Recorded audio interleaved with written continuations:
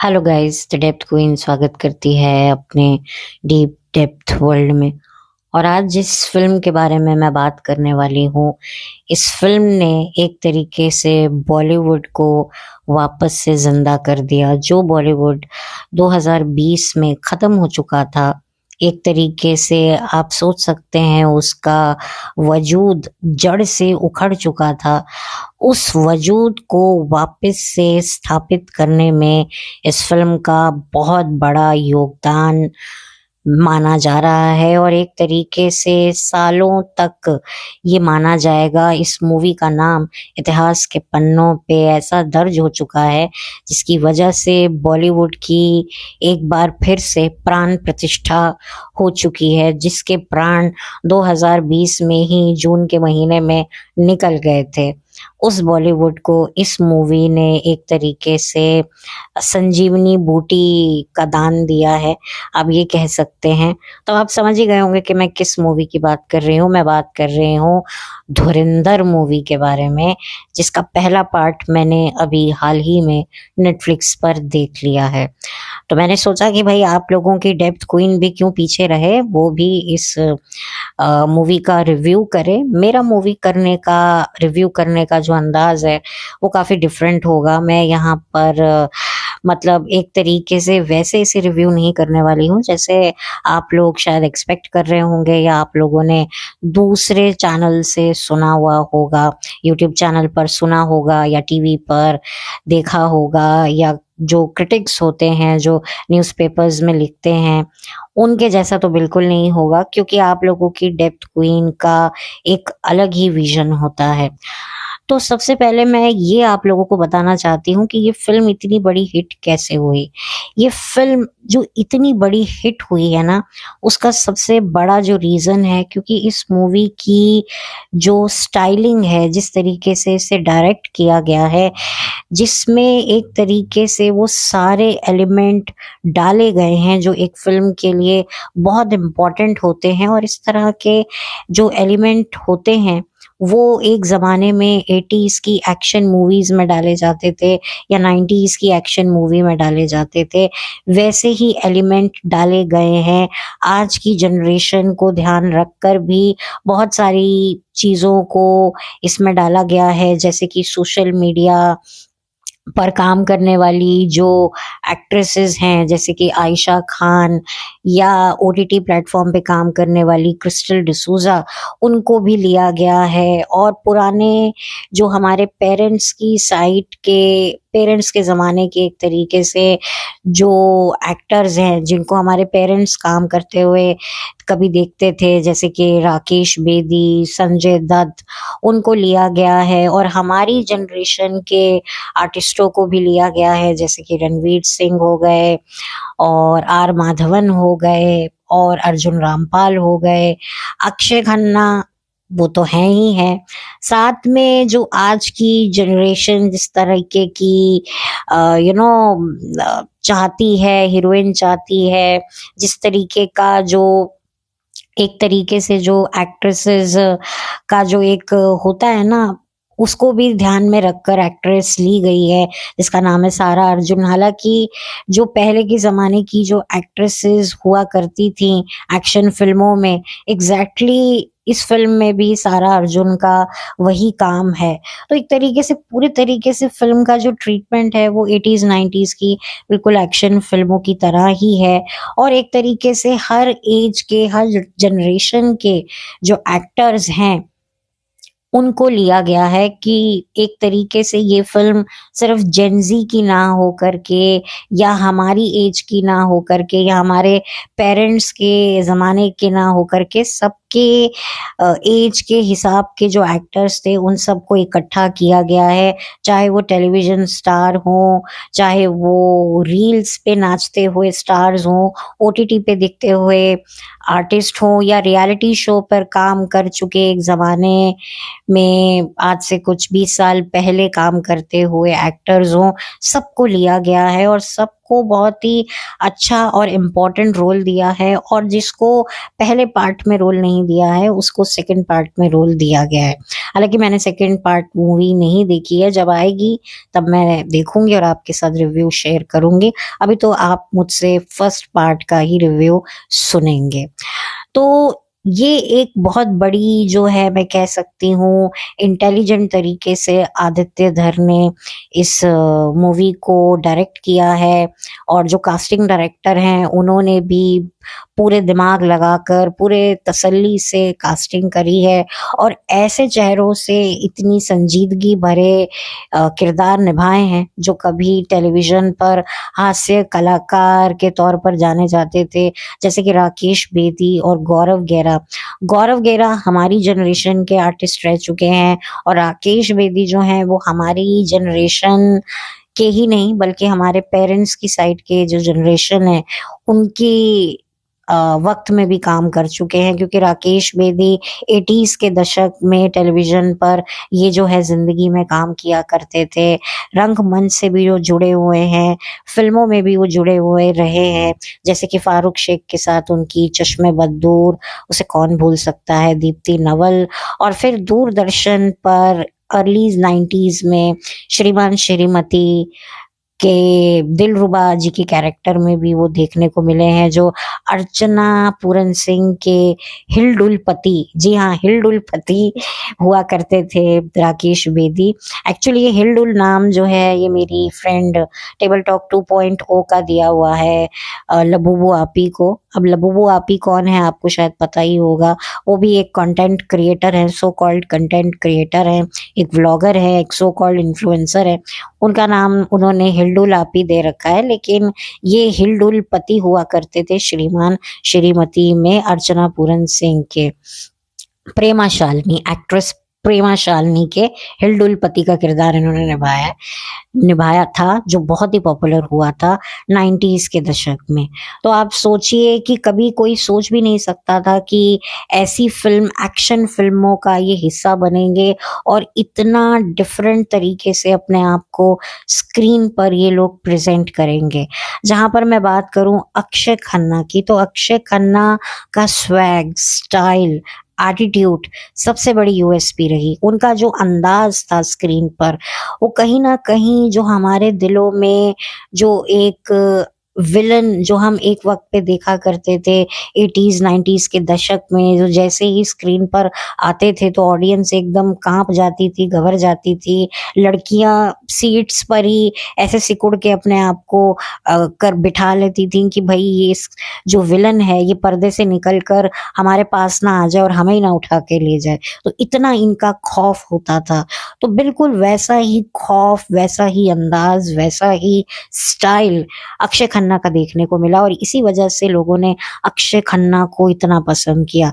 मैं यही सोच रही थी कि मूवी क्या वाकई अच्छी है, कुछ ना कुछ तो इस मूवी में ऐसा होगा।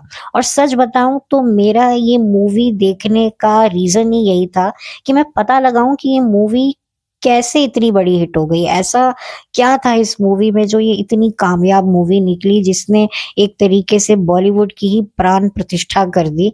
तो क्या है इस मूवी में? एंड ऑफ कोर्स जो हमारे जवान, जो हमारे सीक्रेट एजेंट्स होते हैं, जो जान की बाजी लगाकर अपना अस्तित्व, व्यक्तित्व, सब कुछ देश की रक्षा के लिए दांव पे लगा देते हैं। हमारे जो देश के जवान हैं उनको तो फिर रिकग्नाइजेशन मिलता है, सरकार की तरफ से सपोर्ट मिलता है, लेकिन ये बेचारे अंडर कवर एजेंट ऐसे होते हैं जो मतलब अपनी जान भी गंवा देते हैं, और इनको कोई भी नहीं जान पाता, क्योंकि इनको कहीं ना कहीं इस तरीके से हायर किया जाता है, इस तरीके से इनको जो है इनको ट्रेन किया जाता है कि अगर आप पकड़े जाओगे तो जो एजेंसी है, जो डिपार्टमेंट है, वो आपकी वो नहीं लेगा रिस्पॉन्सिबिलिटी, क्योंकि अगर वो आपकी रिस्पॉन्सिबिलिटी लेता है तो ये मिशन एक्सपोज हो जाएगा। जितनी भी आपने रॉ से रिलेटेड या स्पाई एजेंट से रिलेटेड मूवीज देखी हैं तो आपको पता होगा कि किस तरीके के क्लॉज वगैरह इन लोगों को बताए जाते हैं जब इनको हायर किया जाता है। तो एक तरीके से मैं ये कहूंगी कि एक आम इंसान के अंदर जितना अपने देश को लेकर जज्बा होता है, वो किसी के अंदर भी नहीं होता। और ये जो स्पाई होते हैं, ये जी तो आम जिंदगी रहे होते हैं, लेकिन कहीं ना कहीं ये देश की हित के लिए कितना कुछ कर रहे होते हैं। और जब ये पकड़े जाते हैं तो कितने बुरे लेवल पर इनको टॉर्चर किया जाता है, ये आप सोच भी नहीं सकते। मैं तो ये कहूंगी कि जितना दिखाया है फिल्म में, उससे कई ज्यादा इनको बहुत कुछ टॉर्चर इनको सहना पड़ता है।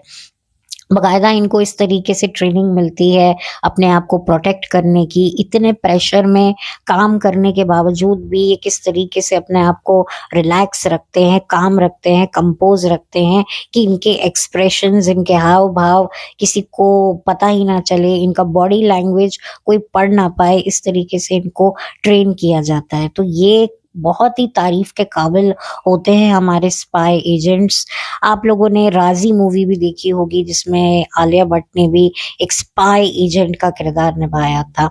तो कितनी लड़कियों को इस तरीके के मिशन में अनजाने लोगों से शादी करनी पड़ती है, उनके बच्चों की माँ तक बनना पड़ता है, कितना कुछ इनके साथ तो होता है, फिर भी अपने कंट्री को सर्व करने के लिए ये कितना कुछ बलिदान देते हैं। तो hats off to those spy agents.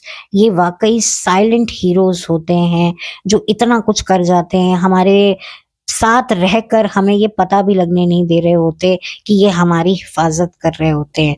तो ऐसे हीरोज को मेरा सलाम है।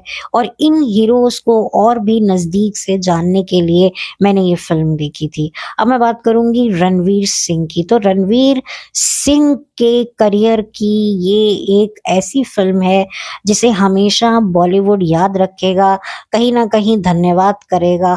वो बात अलग है कि बॉलीवुड को इस मूवी से कहा जा रहा है कि काफी प्रॉब्लम है, इसको इतना सपोर्ट नहीं मिल रहा है बॉलीवुड से। लेकिन मैं ये मानती हूँ कि जिसके पास पब्लिक का सपोर्ट हो, उसको फिर और किसी सपोर्ट की जरूरत नहीं है।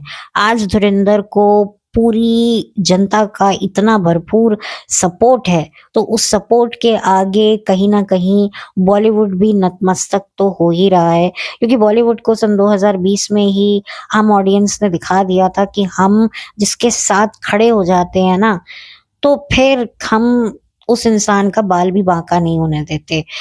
तो आप लोगों ने तो बहुत सारे उदाहरण देखे हुए हैं, अब मैं क्या कह सकती हूँ। तो आप लोग समझ ही गए होंगे कि मैं कहाँ बात कर रही हूँ। तो चाहे जिंदा इंसान हो, चाहे मृत इंसान हो, जिसके भी साथ पब्लिक खड़ी हो जाती है, फिर वो सबकी खटिया खड़ी कर देती है उन लोगों की जो फिर पब्लिक को नीचा दिखाने की या पब्लिक को बरगलाने की कोशिश करता है। तो यहाँ धुरंधर को भी पब्लिक का भरपूर सपोर्ट है। और आप देखिए कि इस मूवी की जो भी कलेक्शंस हैं, जो भी इसका कलेक्शंस आ रहा है, बॉक्स ऑफिस रिजल्ट आ रहा है, वो बिल्कुल भी एक तरीके से कोई मैनिपुलेट नहीं है।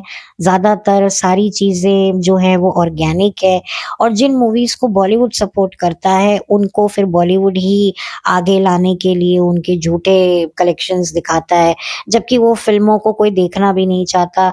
और देखा जाए तो ज्यादातर जो बॉलीवुड फिल्में बनाता है, वो आज की जनरेशन को ध्यान में रखकर बनाता है। वो हमारी एज की या हमारे पेरेंट्स की एज की जनरेशन को ध्यान में रखकर नहीं बनाता। लेकिन धुरंधर ने हर एज के शख्स के लिए ये मूवी बनाई है, इसीलिए हर एज का इंसान इस मूवी को देखना चाहता है और उसको देखकर एंजॉय भी कर रहा है, अप्रिशिएट भी कर रहा है। तो ये होता है एक पब्लिक की भावनाओं की कदर करना। जो डायरेक्टर, जो प्रोड्यूसर, जो राइटर्स बॉलीवुड में अगर अपनी जगह बनाना चाहते हैं, तो उनको पब्लिक के दिल का हाल जानना बहुत जरूरी है। और यहाँ पर डायरेक्टर को ये बात समझ में आ चुकी थी कि इतने सालों से, लगभग 5 सालों से जो बॉलीवुड का हाल चल रहा है, अब तो 2026 आ गया है और धुरंधर का सेकंड पार्ट 2026 में रिलीज हुआ है, लेकिन 2025 में धुरंधर 1 आई थी, तब 5 साल हो चुके थे। तो आप सोच सकते हैं कि डायरेक्टर ने भी इतने सालों से ये देखा है, पब्लिक की नर्व्स को, हर एक चीज़ को समझते हुए, पब्लिक के इमोशन का ध्यान रखते हुए उन्होंने फ़िल्म बनाई और फ़िल्म इतनी कामयाब रही। और ऊपर से फ़िल्म का जो म्यूज़िक है, जिस तरीके से जो म्यूज़िक की पूरी टीम है, इसमें जो है शाश्वत सचदेव के अलावा भी लोग हैं जिन्होंने ये सारा म्यूज़िक अरेंज किया है, रीमेक किया है। मैं उन सबको सलाम करना चाहती हूँ कि वाक़ई उन्होंने नए पुराने गानों को जोड़कर जो एक मॉडर्न नए ज़माने की जो खिचड़ी बनाई है ना, वो वाक़ई बहुत अच्छी है। क्योंकि अब जो आज की जनरेशन है, वो ये जब पुराने गाने नए गानों में मर्ज होकर सुनेगी, तो कहीं न कहीं वो जानना चाहेगी कि ये गाना कौन-सी फ़िल्म में था, किस साल ये फ़िल्म आई थी और ये गाना किस एक्टर्स पर फ़िल्माया गया था। तो हाँ, ये जो जेन ज़ी की जो जनरेशन है, इनको पुरानी जनरेशन से जोड़ने का ये बड़ा ही नायाब तरीका ढूँढ निकाला है। हालाँकि हमारे ज़माने में भी रीमिक्स बनते थे, तो हम भी देखते थे कौन-सी पिक्चर का गाना है। देखिए, रीमिक्स के नुकसान भी होते हैं और फ़ायदे भी होते हैं कि पुराने गानों की या तो कीमत बढ़ जाती है या घट जाती है। उनके बारे में लोग जानना चाहते हैं, जैसे कि एक गाना था, बिन तेरे सनम मर मिटेंगे हम। अब ये गाना जब ओरिजिनल सुनोगे तो भी बहुत अच्छा है और जब ये रीमिक्स बन के आया तो और भी ज़्यादा निखर के आया और लोगों ने जानने की कोशिश की ये कौन-सी मूवी का गाना है, जबकि मूवी इतनी पॉपुलर नहीं है। हाँ, उनके जो हीरो थे, वो आज के ज़माने में पर्दे पर भाभी जी घर पे है के किरदार में, मतलब भाभी जी के किरदार में नहीं, लेकिन आसिफ़ नाम है उनका, जो उनमें मेल कैरेक्टर के नाम से काफ़ी मशहूर है। मैं एक्चुअली भाभी जी घर पे है शो नहीं देखती हूँ, इसीलिए मुझे ज़्यादा एग्ज़ैक्टली सब आर्टिस्टों के नाम पता नहीं है। हालाँकि इसमें धुरंधर में सौम्या टंडन भी हैं, जो भाभी जी घर पर हैं हमें आती थीं और सौम्या टंडन को भी मैं बहुत समय से देख रही हूँ टेलीविज़न पर। उनका एक सन 2006 में एक सीरियल भी आया था।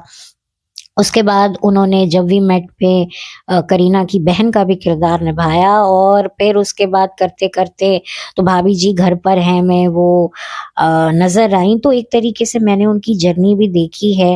बट अनफॉर्च्यूनेटली इस फ़िल्म में उनके लिए करने को कुछ नहीं था। जैसे कि पुराने ज़माने की जो 80s 90s की फ़िल्मों में एक्ट्रेसेस के लिए कुछ करने को नहीं होता है था, सिर्फ़ वो एक शो पीस की तरह होती थी, तो अनफॉर्च्यूनेटली उसमें भी ये शोपीस की तरह है और इसमें इनकी कोई गलती नहीं है। हालाँकि देखा जाए तो इनका कोई नुकसान भी नहीं है क्योंकि एक हिट फ़िल्म का ये हिस्सा बन चुकी हैं। अब लोग इनको काफ़ी समय तक याद रखने तो वाले हैं। कम से कम 5-6 साल तक तो इनको याद रखा जाएगा ही जाएगा, क्योंकि धुरंधर के बाद अगर कोई और डायरेक्टर धुरंधर जैसी फ़िल्म बनाएगा, तो उसकी गारंटी मैं ये तो नहीं कह सकती कि वो भी हिट जाएगी। शायद चलो एक हिट हो जाएगी, लेकिन बार-बार ऐसी फ़िल्में हिट नहीं होंगी, क्योंकि फिर पब्लिक भी बोर हो जाती है। तो यहाँ पर सारा अर्जुन के बारे में पता नहीं मैं बात कर चुकी हूँ, नहीं कर चुकी हूँ, मैं भूल गई हूँ, क्योंकि जब मैं वीडियो शुरू करती हूँ, तो मैं बोलती चली जाती हूँ और मैं कभी-कभी शायद रिपीट कर जाती हूँ। तो सारा अर्जुन के लिए भी मैं यही कहूँगी कि वो एक चाइल्ड आर्टिस्ट एक ज़माने में हुआ करती थी। उनकी एक फ़िल्म मैंने देखी थी जज़्बा, जो ऐश्वर्या और इरफ़ान खान के साथ आई थी। उसमें वो ऐश्वर्या की बेटी बनी थी। शायद ये जय हो फ़िल्म में भी थी एक छोटे से सीन के लिए, अगर मैं गलत नहीं हूँ तो। तो ये इस फ़िल्म में दिखी हैं और इनका भी एक शो पीस टाइप का रोल है। अनफॉर्च्यूनेटली मुझे बड़ा बुरा लगता है, जब भी मैं एक्शन फ़िल्मों में हीरोइन्स को देखती हूँ, तो सच में मुझे बुरा लगता है कि भई इनसे भी कुछ एक्शन्स करवा लो। अब ये सेकंड पार्ट में हैं शायद और इनका रोल शायद इस मूवी से भी ज़्यादा छोटा है। बट वही वाली बात है कि एक बड़ी फ़िल्म का ये हिस्सा बन चुकी हैं और जिसकी वजह से हो सकता है कुछ फ़िल्में इनको ऐसी मिलें जिसमें वाक़ई इनको प्रतिभा अपनी दिखाने का मौका मिले, तो वो एक अच्छी बात होगी। लेकिन इस फ़िल्म में इनका कोई ख़ासा रोल नहीं है। और अब मैं बात करूँगी इस फ़िल्म में गौरव गेरा के बारे में। गौरव गेरा के बारे में भी मैंने जैसे कि पहले ही कहा कि वो एक कॉमेडी आर्टिस्ट हुआ करते थे। मोना सिंह के साथ जस्सी जैसी कोई नहीं में नंदू के कैरेक्टर में देखा करते थे। एक सीधा-सादा लड़का जो मतलब अपने फनी एक्सप्रेशन से हंसाता था। ये एक लड़की के कैरेक्टर में भी काफी, चुटकी नाम था शायद, कुछ तो ये किया करते थे। फिर सोशल मीडिया पे भी इनके वीडियोस एक वक्त पे काफी वायरल हुए। फिर उसके बाद पता नहीं कहाँ ये चले गए और फिर एकदम से दिखे ये धुरंधर में, और बड़े ही डिफरेंट लुक के साथ। मैंने तो इनको पहचाना ही नहीं।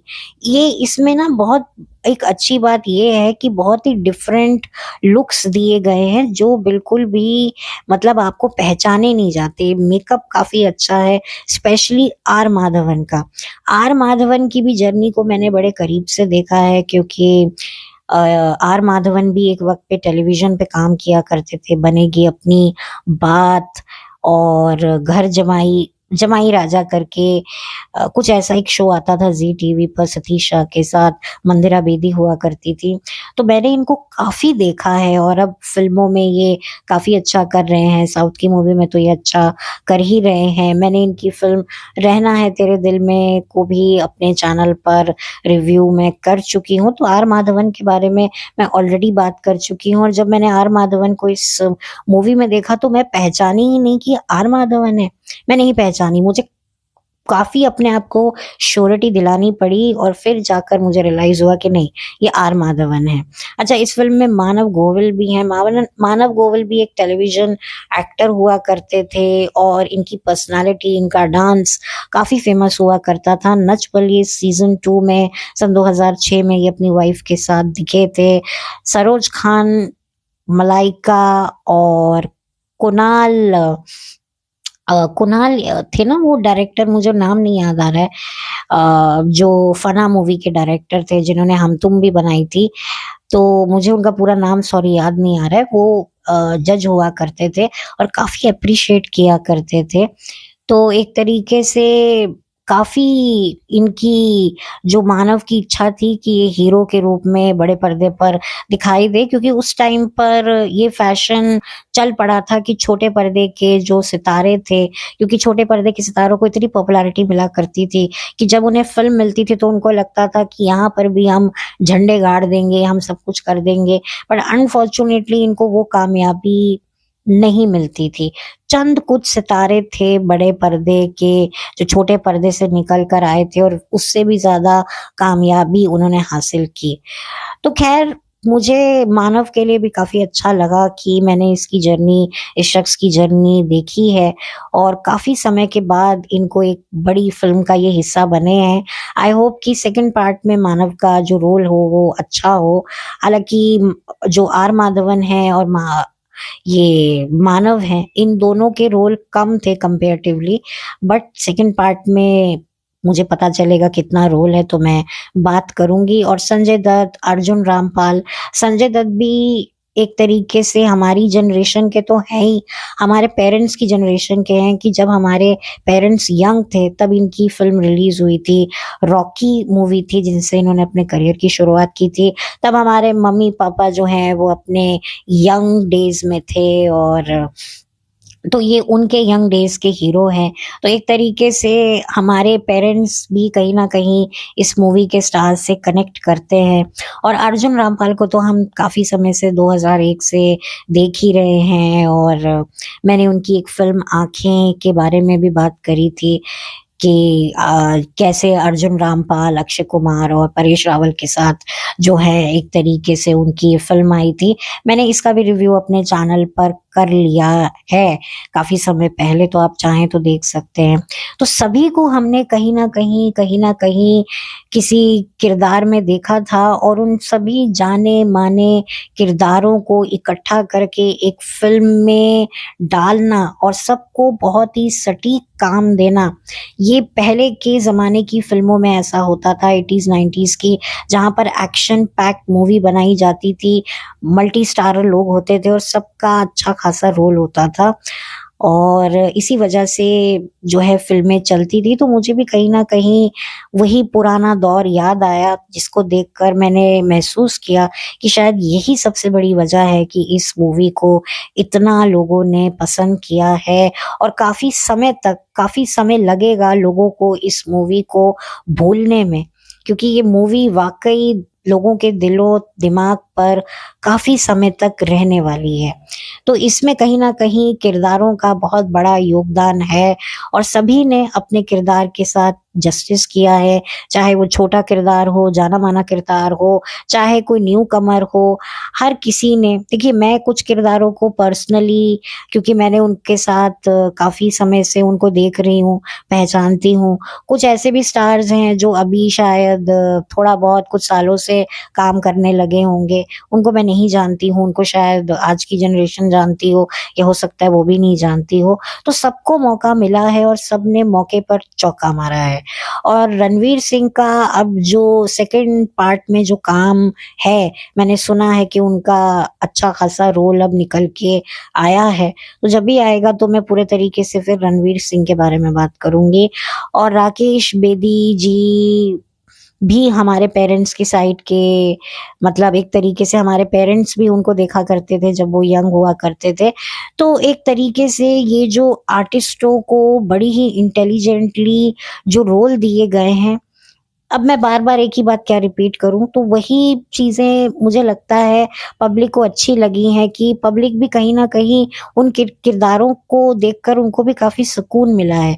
क्योंकि राकेश बेदी को कोई ऐसी एक्शन फ़िल्म में कभी किसी ने देखा नहीं और अगर देखा भी होगा 80s 90s में तो वो एक फ़नी किरदार में देखा होगा। लेकिन यहाँ पर फ़नी कम डेंजरस किरदार, ये थोड़ा-सा इंटरेस्टिंग लगा है।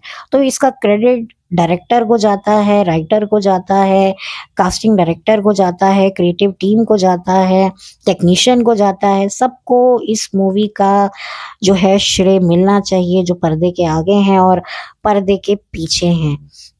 तो मैंने लगभग सारे कैरेक्टर्स के बारे में बात कर ली है, अक्षय खन्ना के बारे में भी बात कर ली है।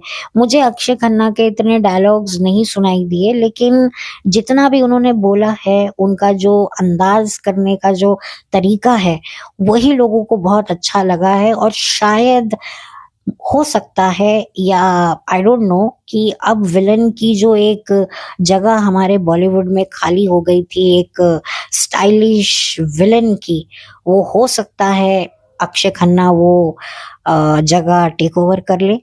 तो हो भी सकता है, नहीं भी हो सकता है। और आदित्य धर की बहुत लंबी जर्नी रही है। वो एक ज़माने में सॉन्ग राइटर भी हुआ करते थे, असिस्टेंट डायरेक्टर भी हुआ करते थे और उरी फ़िल्म से एक तरीके से उन्हें पहचान मिली थी और उरी फ़िल्म का भी म्यूज़िक इन्होंने ही दिया था, शाश्वत सचदेव ने। तो एक तरीके से शाश्वत को ये बात पता थी कि भई आदित्य धर के साथ मुझे अगर काम करना है तो म्यूजिक डेफिनेटली अच्छा मुझे देना है क्योंकि शाश्वत को उरी के लिए भी बैकग्राउंड स्कोर के लिए अवार्ड मिल चुका है। तो डेफिनेटली अंडरस्टैंडिंग होती है और वो टीम की अंडरस्टैंडिंग से क्या होता है ना कि जब जितना टीम में अंडरस्टैंडिंग होगी काम उतना ही निकल के आएगा। तो मुझे लगता है कि एक यूनिट की अंडरस्टैंडिंग भी काफ़ी मैटर करती है। और ये जो फ़िल्म है ये रियल लाइफ इंसिडेंट्स पर से ली गई है, इंसिडेंट्स को यूज़ किया गया है और जो स्पाई एजेंट भी जो हैं वो रियल लाइफ में थे। तो एक तरीके से रियल लाइफ इंसिडेंट्स को जोड़कर उनको बड़ी खूबसूरती के साथ स्क्रीन प्ले जिस तरीके से लिखा गया है, वो भी पब्लिक को काफ़ी ज़्यादा कनेक्ट किया है।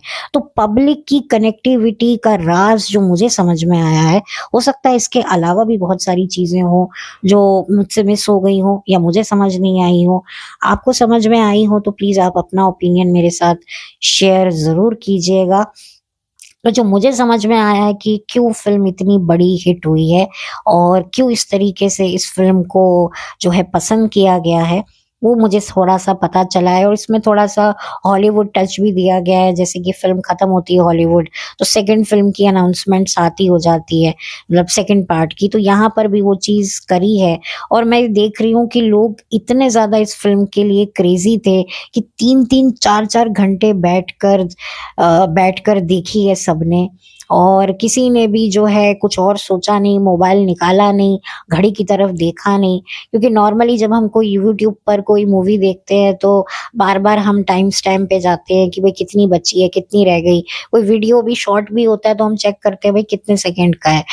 तो यहाँ पर इतना इस मूवी के लिए क्रेज है कि 3-3 4-4 घंटे पिक्चर इतनी लंबी रखी है, जैसे एक ज़माने में कभी हुआ करती थी। तो वो सारा पुराना एलिमेंट यूज़ किया गया है और इस एलिमेंट को यूज़ करना मुझे लगता है बहुत सही साबित हुआ है और बहुत सारे दूसरे डायरेक्टर, प्रोड्यूसर्स को भी ये बात समझ में आएगी कि वाक़ई पब्लिक देखना क्या चाहती है। और ज़्यादा मैं सेकंड पार्ट के बारे में क्या बात करूँ, मैं अभी ज़्यादा सेकंड पार्ट के बारे में बात इसलिए भी नहीं करूँगी क्योंकि मैंने कोई इन्फॉर्मेशन गैदर भी नहीं कर रही हूँ, क्योंकि मुझे भी वो फ़िल्म जब आएगी तो देखनी तो है, तो मैं कोई सस्पेंस अपना खराब नहीं करना चाहती हूँ और मुझे बोला गया है कि आप मत देखना क्योंकि सोशल मीडिया पर काफ़ी कुछ चीज़ें आ जाती हैं, डिस्क्लोज़ हो जाती हैं, तो मज़ा खराब हो जाता है। इसीलिए जब ये मूवी आएगी सेकंड पार्ट तो मैं भी देखूँगी और क्योंकि मैं फर्स्ट पार्ट देख चुकी हूँ, तो ऑब्वियसली मेरा भी एक कनेक्शन इस मूवी के साथ बन चुका है, तो इस कनेक्शन को मैं तोड़ूँगी नहीं, मैं कंटिन्यू रखूँगी जब भी ये फ़िल्म किसी भी ओटीटी प्लेटफ़ॉर्म पर रिलीज़ होगी। तो ओवरऑल मैंने हर एलिमेंट पर बात कर ली है और कुछ रह नहीं गया है, हर आर्टिस्ट पर मैंने बात कर ली है। क्रिस्टल डिसूज़ा और आयशा खान, जो कि आयशा खान तो सोशल मीडिया इन्फ्लुएंसर हैं, बिग बॉस में भी दिख चुकी हैं और क्रिस्टल डिसूज़ा एक वक़्त पे टेलीविज़न पर बहू का किरदार निभा चुकी हैं, एक आदर्श बहन का किरदार निभा चुकी हैं और ये गाना जो शरारत इतना बड़ा हिट हुआ है। अब देखिए आइटम गर्ल्स, किसी ने बहुत सही बात कही थी मुझसे कि डायरेक्टर चाहते तो किसी बड़े नाम की एक्ट्रेस को भी ले सकते थे, लेकिन उन्होंने जो है नए लोगों को मौका दिया, उन लोगों को मौका दिया जो वाक़ई मौका डिज़र्व करते हैं। क्योंकि जब ऐसे लोगों को मौका मिलता है ना, तो फिर उनके लिए और भी ज़्यादा नई अपॉर्च्युनिटीज़ खुलती हैं। अगर कोई बड़ी एक्ट्रेस ये गाना कर लेती, तो उसको भी मौके मिलते, बट ऐसे नहीं मिलता, ऐसा रिकॉग्नाइज़ेशन नहीं मिलता। जैसे कि एक भरे हुए ग्लास में अगर आप पानी डालोगे, तो पानी नीचे गिरेगा और एक खाली ग्लास में पानी डालोगे, तो पानी कहाँ गिरेगा? ग्लास के अंदर सीधा जाएगा। बस वही वाली बात होती है। तो ये बात भी बाकी डायरेक्टर प्रोड्यूसर्स को सोचनी चाहिए कि जो नया टैलेंट होता है, जो जेन्युइनली जिसे काम चाहिए, जो जेन्युइनली काम की ज़रूरत है, उसमें ऑब्वियसली टैलेंट है, पोटेंशियल है, उनको भी मौका देना चाहिए। क्योंकि अक्सर लोग बड़े नाम ब्रांड के पीछे भागते रहते हैं, लेकिन जो बड़े नाम ब्रांड्स होते हैं ना, कहीं न कहीं उनके अंदर का वो फायर, उनके अंदर का वो जो पैशन होता है ना, वो कहीं न कहीं ढल चुका होता है क्योंकि वो ऑलरेडी इतनी सक्सेस देख चुके होते हैं, तो अब उनको उस तरीके की शिद्दत से मेहनत नहीं करनी होती है। लेकिन जो नए लोग होते हैं, जिनमें पैशन होता है, करेज होता है, आप उनको जो टाइम दोगे वो उस टाइम से पहले सेट पे पहुंच जाएंगे। कितने घंटों रिहर्सल करवाओगे, करेंगे, क्योंकि उन्हें अपने आप को प्रूव करना है, उनके अंदर वो जज्बा है। तो ये बात होती है। तो ये लोगों के लिए एक बहुत बड़ा सबक है कि किन लोगों को एक्चुअल में टैलेंट की कदर होती है और किन लोगों को वाकई टैलेंट की पहचान होती है। कि भाई बड़े बड़े नामों के पीछे मत भागो, उन लोगों के पीछे भागो जो वाक़ई काम की कदर करते हैं, जो टैंट्रम्स थ्रो नहीं करते हैं। ठीक है, बड़े-बड़े नाम अपने, जब ये बड़े-बड़े नाम जब ठंडे पड़ जाते हैं ना, तो ये खुद जा कर फ़ोन करते हैं, हमें काम दे दो, जितना हमें आप दोगे वक़्त, माँगोगे हम देंगे। लेकिन जब कोई इंसान एक ऊँचाई पर पहुँच जाता है, तो वो अपने टर्म्स पर काम करवाता है, क्योंकि जब वो भी कभी स्ट्रगलर था, तो उसने डायरेक्टर प्रोड्यूसर के इशारों पर नाचा था, लेकिन अब उसका नाम बन गया है तो वो डायरेक्टर प्रोड्यूसर को नचाता है। तो कहीं न कहीं हम इन बड़े एक्टर्स को भी जज नहीं कर सकते। वही इनको भी ये सोच लेते हैं कि जिस दिन हम कुछ बन जाएँगे, फिर हम अपनी टर्म्स पे काम करेंगे। तो भाई अगर इनका पॉइंट ऑफ व्यू देखें तो फिर ये भी शायद कहीं न कहीं सही है। बट जो भी है, आदित्य धर ने ये एक अच्छा एग्जाम्पल सेट किया है। और आप देखिए आयशा खान और क्रिस्टल डिसूजा को कितनी फेम मिली है। शायद उनको अपने आयशा को अपनी रील से, बिग बॉस से, और क्रिस्टल को अपने सीरियल्स या ओटीटी प्लेटफॉर्म से इतनी सफलता नहीं मिली जितनी इस गाने को करके उनको मिली है।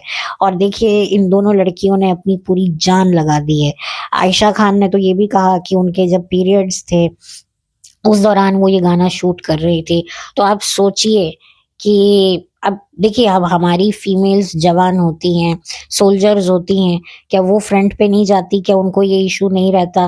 तो खैर मैं इसकी उसकी तुलना तो कर ही नहीं रही हूँ, लेकिन हाँ, मैं ये बात बता रही हूँ कि जितनी भी यंग लड़कियां होती हैं, स्ट्रगलर लड़कियां होती हैं, ये किसी भी सिचुएशन में होती हैं, ये एक्सक्यूज नहीं मांगती हैं। यही इसकी जगह अगर कोई बड़ी एक्ट्रेस होती तो शायद हो सकता है वो ब्रेक ले लेती कि नहीं, मैं ये नहीं कर पाऊंगी, I am not well, what ever. लेकिन कुछ होती हैं, रेयर एक्ट्रेसेस होती हैं जो एक ओहदे पे पहुंचने के बावजूद भी अपने पैशन, अपने करेज को कम नहीं होने देती हैं। बट ऐसी बहुत रेयर होती हैं, बहुत रेयर होती हैं। बट ठीक है, वो भी शायद अपनी जगह गलत नहीं है। उन्होंने भी, जब वो स्ट्रगलर थी तो उन्होंने भी एड़ियां अपनी घिसी हैं। तो अब जब वो कुछ बन गई हैं तो वो क्यों अपनी एड़ियों को कष्ट दें? तो ठीक है, वो भी एक बात है। बट क्या, ठीक है। सो ये ओवरऑल मेरा एक रिव्यू था। अब कुछ लोग इसे प्रोपोगेंडा, एजेंडा फिल्म के तौर पर कह रहे हैं, लेकिन देखिए एजेंडा, प्रोपोगेंडा कुछ भी समझिए, लेकिन पिक्चर तो जबरदस्त है। और जो लोग मेरी तरह 80s 90s के सिनेमा को थोड़ा भी बहुत पसंद करते हैं, वो मेरी बात को बहुत अच्छे से समझ गए होंगे कि क्यों ये फिल्म इतनी बड़ी हिट हो गई है। और शायद हो सकता है जिन लोगों ने नहीं भी देखी है वो भी इस फिल्म को जाकर इसी वजह से देखेंगे, क्योंकि जो मैंने फिल्म को देखकर महसूस किया मैंने वो आपके साथ शेयर किया। क्योंकि मैं जब छोटी हुआ करती थी तब मेरे फादर को एक्शन मूवीज एक जमाने में बहुत पसंद हुआ करती थी। अब उनको पॉलिटिकल थ्रिलर मूवी ज्यादा पसंद है। थ्रिलर मूवी पहले भी उनको पसंद हुआ करती थी, बट वो एक्शन मूवी देख लेते थे क्योंकि ऑब्वियसली यंग एज थी। और दूसरा, जिस ब्रूटल तरीके से आजकल एक्शन मूवीज दिखाई जाती हैं वो तो किसी को भी पसंद नहीं आती हैं। तो मेरे फादर को भी अब वो चीजें पसंद नहीं आती हैं। उन्होंने मुझसे भी कहा कि ये धुरंधर में बहुत एक्शन है और बहुत ही ओवर द टॉप है। तो उस चीज को मैं समझती हूँ, क्योंकि हम कितना भी कर ले लेकिन ये जरूरत से ज्यादा मार धाड़ नहीं पसंद आता है। लेकिन जो आज की जनरेशन है, जो यंगस्टर हैं, इसी तरह की गेम्स वगैरह वो खेलते हैं, तो उनको अट्रैक्ट करने के लिए इस तरह के फाइटिंग सीन शायद डाले जाते हैं, जैसा मुझे समझ में आता है। तो मे बी इस वजह से डाले जाते हैं। और थोड़ा सा, क्योंकि ये एक्शन मूवी ही है, तो एक्शन मूवी में अगर एक्शन ही जबरदस्त ना हो तो फिर वो एक्शन मूवी किस काम की? तो पूरे तरीके से फिल्म ने हर तरीके की एलिमेंट को डाला है जिससे पब्लिक कनेक्ट हो सके। और वही वाली बात है कि मैंने एक्शन मूवीज देखी हैं, हालांकि उस जमाने में इतना ब्रूटल एक्शन नहीं दिखाया जाता था। ये एक डिफरेंस तो खैर रहेगा ही रहेगा। अब ऐसा तो नहीं है कि बिल्कुल ही वो लोग उस जमाने का एक्शन दिखाते, क्योंकि उस जमाने की ये फिल्म है नहीं। जमाने की तो 2009 के एरा की दिखाई हुई फिल्म है। लेकिन जो इसका ट्रीटमेंट है, जो इसका बेसिक, जो इसमें जो इसको कहीं ना कहीं डायरेक्ट वैसा किया है 80s 90s के एक्शन की फिल्मों की तरह, मैं नहीं कहूंगी बिल्कुल वैसी ही बनाई है, लेकिन स्टार्स को उस तरीके की जो एक भीड़ हुआ करती थी एक्शन फिल्मों में स्टार्स की, वैसी ही लेने की कोशिश की गई है। हर एक किरदार का अपना एक स्टाइल है, स्वैग है, एटीट्यूड है। तो वो मुझे कहीं ना कहीं झलक आई है मुझे। तो वो झलक शायद हो सकता है आपको भी आए, अगर आप लोग गौर करें। या नहीं आई तो ठीक है, नहीं आई, मुझे जो लगा मैंने वो शेयर किया। और पता नहीं मैंने कितनी बार बातों को रिपीट किया है, क्योंकि कभी कभी हो जाता है मेरे साथ। मुझे लगता है कि मैं कोई पेपर वगैरह अगर लेके बैठूं तो मैं देखती रहूं कि हाँ ये हो गया, ये बोल दिया, लेकिन फिर वो थोड़ा सा वैसा फ्लो नहीं आता, वो नेचुरल नहीं लगता, वो बहुत कैलकुलेटिव लगता है। क्योंकि जब मैं बात करती हूँ तब मैं कैलकुलेशंस लेकर बात नहीं करती हूँ कि अच्छा अब मुझे ये खत्म हो गया। हाँ, थोड़ी बहुत दिमाग में बातें होती हैं कि अच्छा मुझे इस आर्टिस्ट के बारे में भी बात करनी है, लेकिन पेपर पे मैं नहीं लिखती हूँ। मैं बहुत फ्लो में बोलती हूँ। शायद मुझे लगता है कभी कभी मैं बातें रिपीट कर देती हूँ, या बहुत ज़्यादा मतलब मैं एक ही बातों को बहुत बार घुमा फिरा के बोल देती हूँ। पता नहीं आप लोगों को इरिटेटिंग तो नहीं लगता होगा। खैर, जो भी है प्लीज़ एडजस्ट कर लेना। बट मैं भी बहुत ज़्यादा एक्साइटेड थी इस मूवी के बारे में बात करने के लिए आप लोगों से, क्योंकि इस मूवी का इतना क्रेज़ आ रहा था। हर कोई इस मूवी के बारे में बात कर रहा है और बहुत से लोग अभी भी इस मूवी को देखना चाह रहे हैं, देख नहीं पा रहे हैं, या क्या रीज़न है।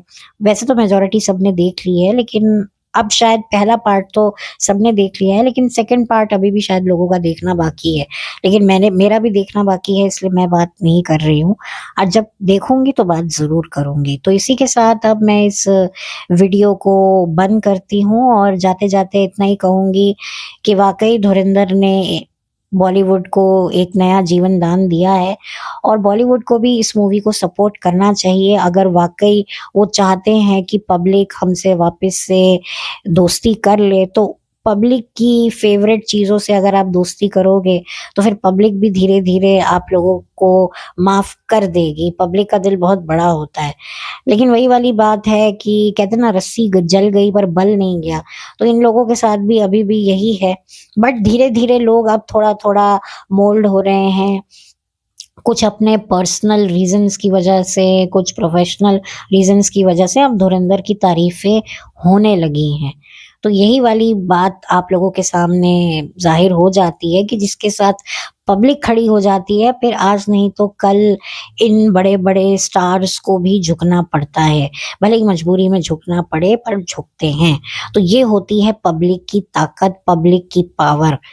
ये सिर्फ बातें कहने को नहीं है, पब्लिक ने दिखाया भी है कि वाक़ई पब्लिक माई-बाप होती है।